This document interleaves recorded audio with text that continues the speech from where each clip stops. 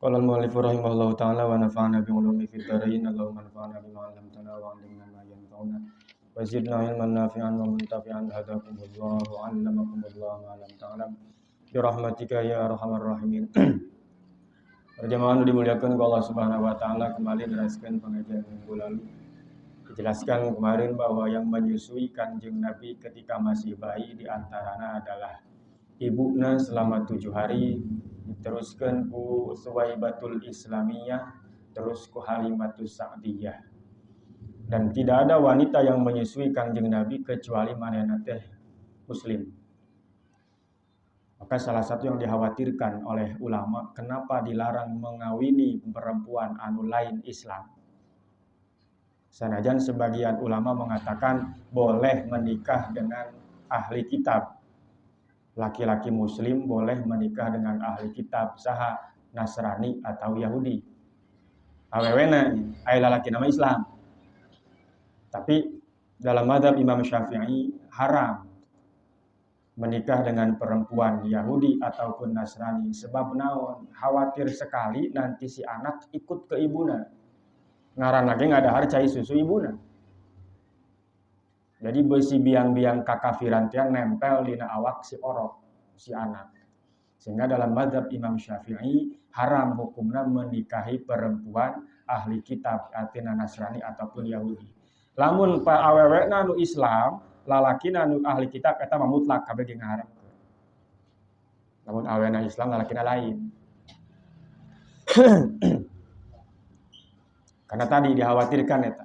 Maka orang kudu ngajaga keturunan orang ulah sampai nepikeun ka jari agamana lain Islam. Diteruskeun di dieu fa'amat bihil ummu al-aminatu Yathriban tazuru li Abdillahi masyhadi kufrani.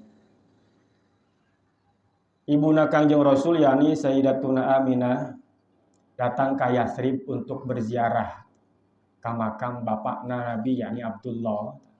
Makam Sayyid Abdullah teh ayana di Madinah, baheula mah ngaranna Yathrib lain Madinah. Setelah datang Nabi dinamai Madinah Al-Munawwarah yang diterangi oleh saha? Oleh Kangjeng Nabi. Sebab Madinah eta dimuliakeun hanya ku pedah aya Kangjeng Nabi. Tidak ada satupun praktek ibadah gitu. Khususna ibadah anu dikenal sejak zaman baheula nyaeta ibadah haji, anu praktekna aya di Madinah semua di Mekah. Tapi Madinah mulianya sama dengan Mekah hanya karena aya Kangjeng Nabi. Diceritakan di sini walama akmala sallallahu alaihi wasallam sitta sinin, ketika Nabi berusia umur 6 tahun, sempurna 6 tahun, tawajjahat bi ummuhu ma hadarati Ummu Aiman. Bersama ibuna, Nabi diajak ku ibuna mawa pengasuh hiji ngaranna Ummu Aiman. Tukang ngasuh Kangjeng Nabi dibawa ke Madinah, tujuannya diantaranya untuk menziarahi makam ayahnya Abdullah serta mengunjungi keluarga-keluarga anu aya di Madinah. Nyata kaum Bani Najjar, eta keluarga Kangjeng Nabi anu aya di Madinah. Cicing di Madinah lebih kurang 1 bulan, terus balik ke Mekah. Dalam perjalanan pulang di satu daerah ngaranna Abwa. Tuhari aya keneh makamna teh di seperti padang pasir. Siti Aminah wafat dirinya, ibuna Kangjeng Nabi di satu tempat ngaranna Abwa sehingga dimakamkan dirinya. Lebih dekat ke Madinah daripada ke Mekah. Pada kholat bi Ummu Aiman, maka begitu Nabi pernah mau pengasuh tadinya ngaranna Ummu Aiman teh. Dibawalah setelah Siti Aminah selesai dimakamkan, nyina muriang maot dirinya haju Nabi jeung Ummu Aiman datang ke Mekah.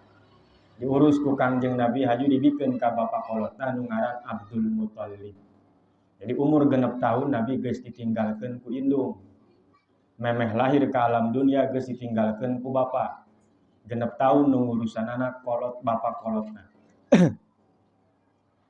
Wa kana yaruqu alaihi wa ya'laman silatahu. Oh, Nabi teh sangat dikasihani oleh Abdul Muthalib. Dipikanya ku kolotna. Antak beureun eta beureun bapa kolotna sok leuwihnya kana jadi incu daripada kana jadi anak. Mesti dituna kitu. Ngan biasana mun anak jelema biasa sok ondo lamun kos kitu. Tapi Nabi mah henteu. Sebab naon diturut bae pan ku bapa kolot mah beda jeung bapa.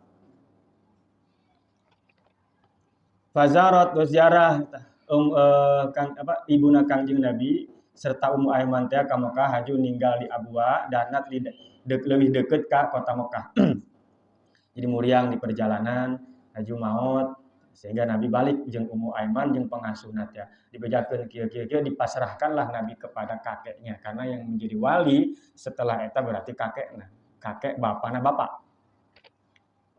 Bapak kolot tapi ti bapak. Jadi yang yatim piatu umur 6 tahun. Sehingga Nabi disayang banget ku Abdul Muthalib bahkan melebihi anaknya sorangan. Abdul Muthalib itu anaknya loba di antaranya Ali bin Abi Thalib. Sepupu Kangjeng Nabi, tapi yang paling disayang ku Abdul Muthalib adalah Kangjeng Nabi.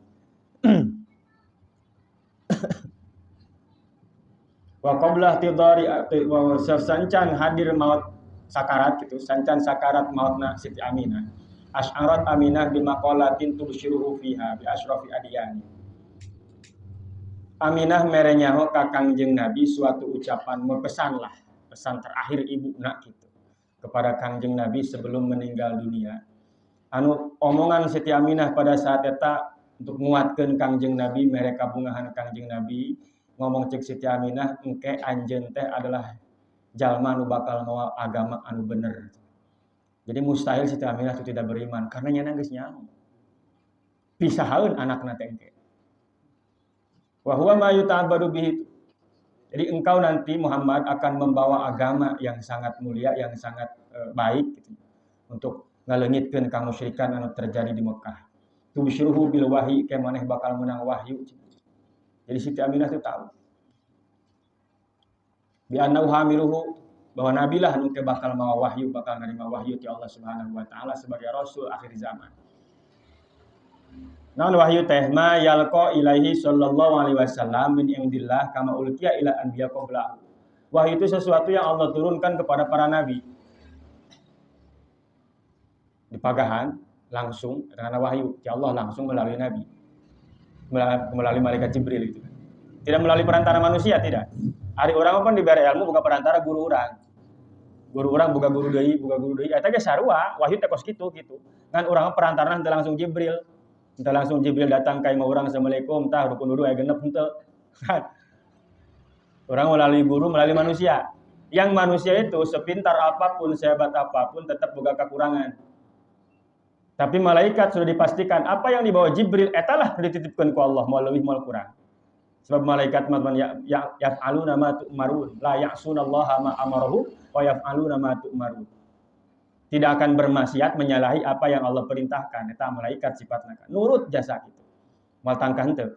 Maka surat Al-Qur'an anu sakitu tahun 30 juz genep ribu genep ratus genep puluh genep ayat 114 surat eta teu kurang teu leuwih memang sakitu diberena ku Allah melalui Jibril. Itu namanya wahyu. Amun urang mah melalui perantara. Baik perantara disengaja atau tidak. Perantara disengaja macam orang ngaji jadi nyaho, nah eta perantara ngaja urang. Atau tengah aja tapi orang tetap nempo batur. Seperti orang belajar nyokot hikmah dari suatu kejadian ayeuna pek be kapikiran kurang oh berarti kudu kieu. Tetep eta aya contona batur. Nabi mah henteu langsung ti Jibril. Karena Nabi itu kan tidak belajar, Nabi itu ummi. Tidak belajar baca, tidak belajar nulis. Artinya pengetahuan teh murni ti Allah. Hari urang mah pan urang bisa nyerna omongan guru ge pada urang misalkan bisa baca, bisa nulis. Jadi urang bisa mencerna apa yang dibaca ku urang.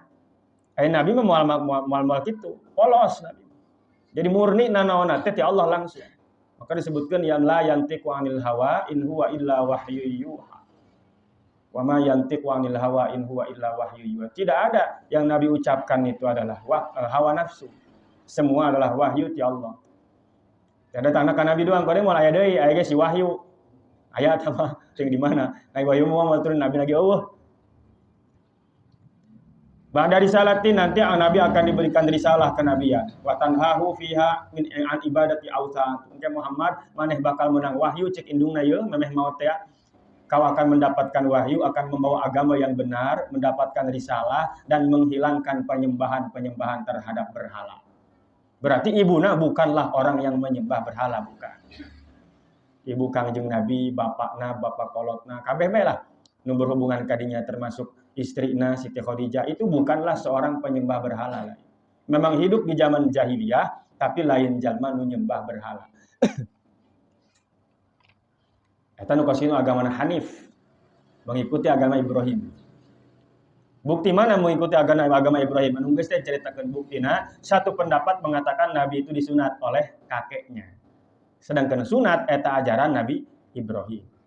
Artinya berarti kakeknya itu masih memegang teguh ajaran yang diajarkan ke Ibrahim meskipun kehidupan pada saat itu adalah zaman jahiliyah. Orang-orang bodoh. Bodoh naon eta? Teu nyaho pangeran. Jelemana pala linter. Otakna mah kitu. Wajar mun pala linter kunaon sebab kitu. Arab mapan keras. Kalau tidak mun otak teu muter paeh.